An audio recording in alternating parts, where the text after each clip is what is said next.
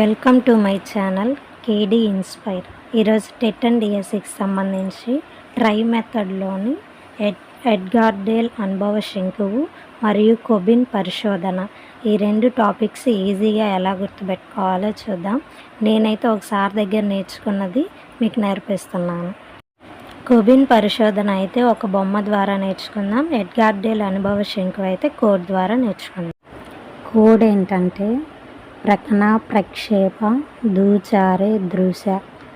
ప్ర అంటే ప్రత్యక్ష అనుభవాలు, క అంటే కల్పిత అనుభవాలు, నా అంటే నాటకీకరణ, ప్ర అంటే ప్రదర్శన, క్షే అంటే క్షేత్ర పర్యటన, ప అంటే ప్రదర్శితాలు, దు అంటే దూరదర్శిని, చ అంటే చలనచిత్రాలు, రే అంటే రేడియో, దృ అంటే దృశ్య, స అంటే శాబ్దిక చిహ్నాలు.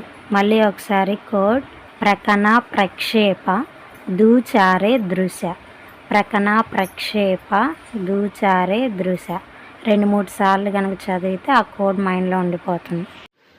కొబిన్ పరిశోధన కోసం ఒక బొమ్మను గీద్దాం. ఫేసు, చెవులు, కళ్ళు, ముక్కు, నోరు, మెడ అలా గీసుకొని దాంట్లో నెంబరింగ్ పెట్టి దాని ద్వారా మనం గుర్తుపెట్టుకోవచ్చు. కళ్ళజోడులాగా వేసాం. కళ్ళలో 8 and 3 అనేది రాసుకుందాం. 83% అని గుర్తుపెట్టుకోవచ్చు. చెవులీలు లాగా పెట్టుకుంటే ఒక్కొక్క చెవుకి 1 అని వేసుకుందాం. 11% చెవుల ద్వారా అని గుర్తుపెట్టుకోవచ్చు. ముక్కు ద్వారా 3.5, ముక్కు 3.5. నోరు 1 అని వేసాం, 1%. నెక్ దగ్గర 1.5 పెట్టుకుందాం.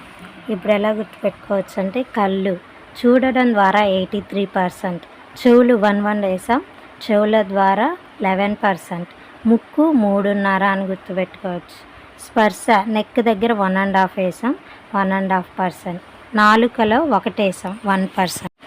చదివితే 10% మాత్రమే గుర్తుంటుంది, వింటే 20%, అదే చూస్తే 30%. మరి వినడం మరియు చూడడం ద్వారా ఆ రెండింటిని యాడ్ చేస్తే 50%.